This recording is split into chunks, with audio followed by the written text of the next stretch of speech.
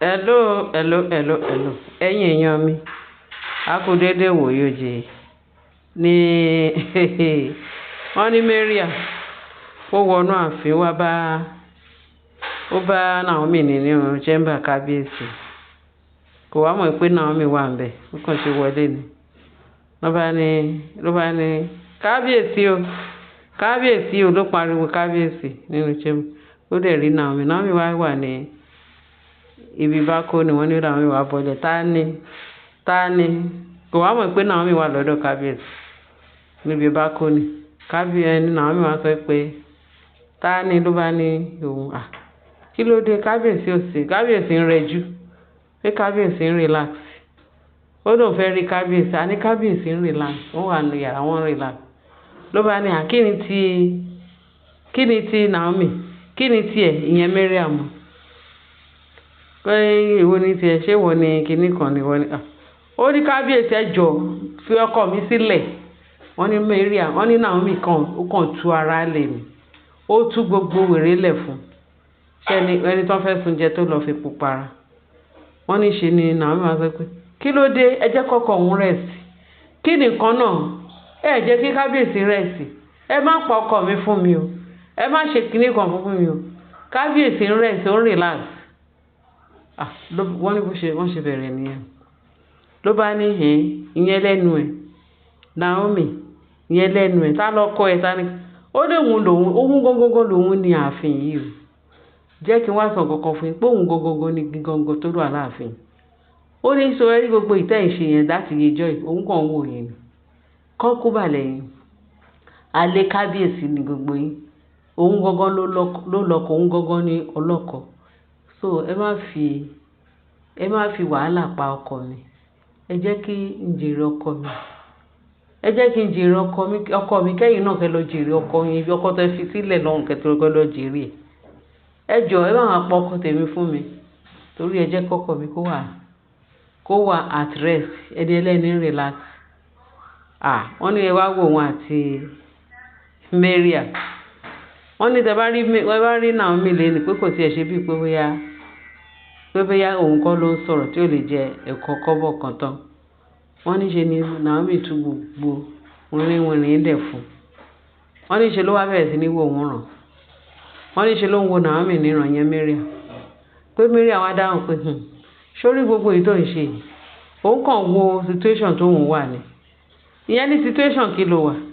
Ó ní tó bá jẹ́ bẹ́ẹ̀ kóun àti Naomi máa kú ló wọ́n jọ dọ́gba.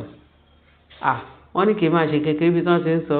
Àwọn alàgbà kan dé, àwọn elders wọ́n ní wọ́n tún dé. Wọ́n wá bèèrè pé kí ló dé, ó ní abẹ́rẹ́ máa wò mí, ẹgbàá mi ẹ̀làjà.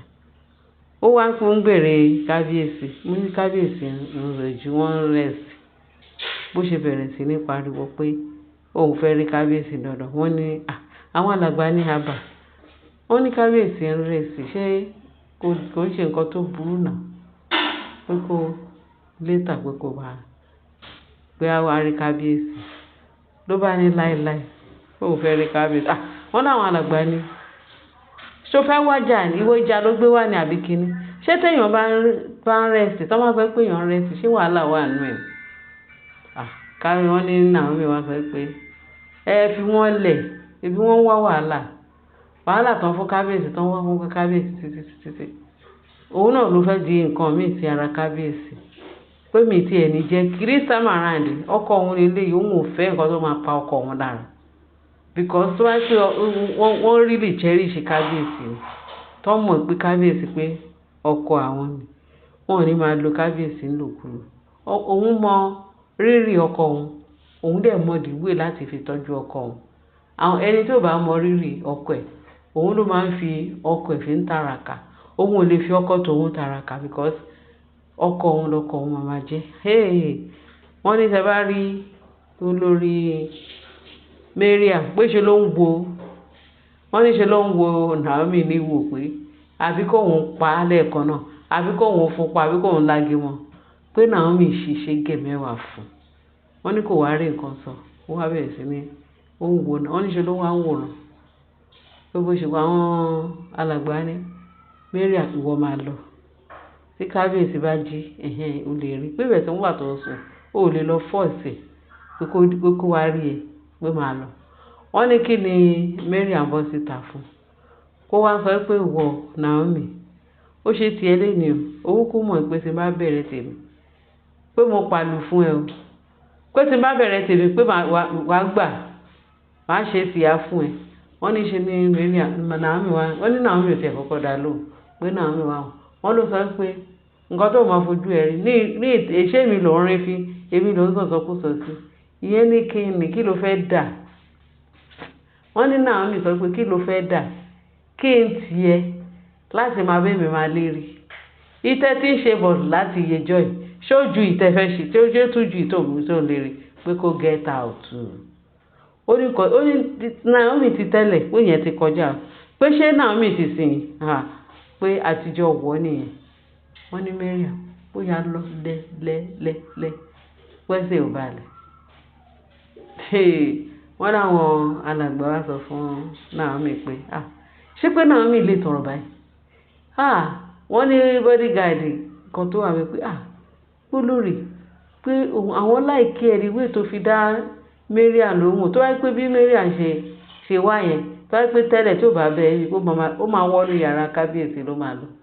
Ìyẹn ni pé Ọlọ́run ti wá mú òun ti wá ń ṣe ń bà kábíyèsí kó tó dé pé òun ò dé ẹ́fà gbà fún torí tẹ́lẹ̀ òun máa ń ṣe pẹ̀sẹ̀ tóun wò pé kó fi ilẹ̀ pé òun ò fẹ́ wàhálà òun fẹ́ kí gbogbo èèyàn wà at peace òun fẹ́ kí gbogbo èèyàn wà ní ọ̀kan pé kí èèyàn fẹ́ fi wàhálà ṣe àbí kí èèyàn fẹ́ fi ìjà ṣe pé nítorí ẹ̀ lòun ṣe kúkú ẹ jọ pé kí gbogbo ẹ̀ kúkú máa lọ bẹ́ẹ̀ yẹn pé títorí ẹ̀ pé tí ò bá jẹ́ bẹ́ẹ̀ pé bẹ̀tẹ̀ eléyìí this time around ó ní wọ́n ti tún òun kàn gírì òun dẹ̀ ṣe tán láti retaliate kan táwọn pípọ̀ yẹn ṣe fún ó ló tó gẹ́ ó ló tó gẹ́ pé nǹkan tóun máa ṣe ń sìn this time around ó lóun ò ní gbà fún wọn mọ́ ó lóun dẹ̀ máa sọ pé ọ̀nà tí kábíyèsí tó fi ń gbà wọ́n láàyè tó fi ń ṣe gbogbo ẹ̀ tóun máa sọ fún kábíyèsí pé ẹ jẹ́ kí a fi gbogbo ẹ̀ lẹ̀ bóun ò ní gbà fún wọn mọ́ bóun dẹ̀ máa sọ fún kábíyèsí pé enough is enough wọ́n ti ṣe débi tó jẹ́ kóun tó fi kọ́ òun lóru tó fi kọ́ òun lágbára pé enough is enough àwọn ní kìí ṣe kékeré ẹ̀tọ́ òun dá Mariam dá wọ́n ní kò tiẹ̀ sẹ́nìbọ̀dì tó yọjú gbà tóun àti ẹ̀ tó ń jọ pàlù tó ń fún búra wọn ní ọ̀sán yìí pé gbogbo àwọn kọ́ńkúbà tó kú ní kò sí kankan náà hàn pé tó bá jẹ́ bá àwọn náà ti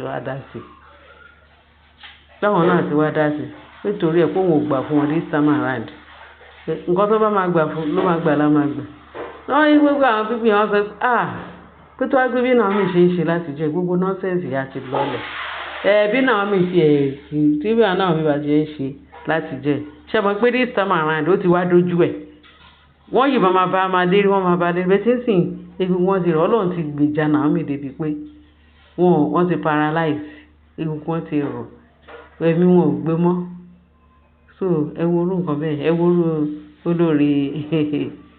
wo olórí Tèmítọ́pẹ́ ìyẹn kó bá wọn wọ́n ti kọ́ Naomi lóru náà wọ́n ti kọ́ lóru àmúdẹ̀ láìkè irú nǹkan tí Naomi ṣe ẹ̀yìn ìṣe yín wọ ẹ bá ṣí ẹ̀kẹ́ bá láìkẹ́ kẹ́ bá túbọ̀ máa gbàdúrà fún Naomi pé Ọlọ́run kó túbọ̀ fún lágbára kó tó fún ní àyè àgbàṣe kó fún ní ẹ̀mí láti máa bá wọn lò àti láti máa bá wọn máa ágìl torí Naomi bó ṣe wà yẹn Bíbélì sọ fún oníkà bínú ká má ṣe ṣẹ̀ ìyẹn ní pé kó má bínú kó sọ fún wọn kó pèsè wọn sí ibi tó olúkálùkù wà kó má dàkẹ́ mọ́ Naomi má dàkẹ́ mọ́ ló ṣe dá lóhùn lénìí mo láìkẹ́ ààbò Ọlọ́run adájú lórí ìwà àtàwọn ọmọ ẹ̀ lórúkọ Jésù ìwọ ni ìyáálé wọn kó tó má fi ṣe ìyáálé Jésù àtúbọ̀ fún wọn ní agbára àti òpin gbóyà ẹ̀mí ìgbéyà Ọlọ́run àfi jíǹkẹ́ lórúkọ Jésù Olúwa wa amen.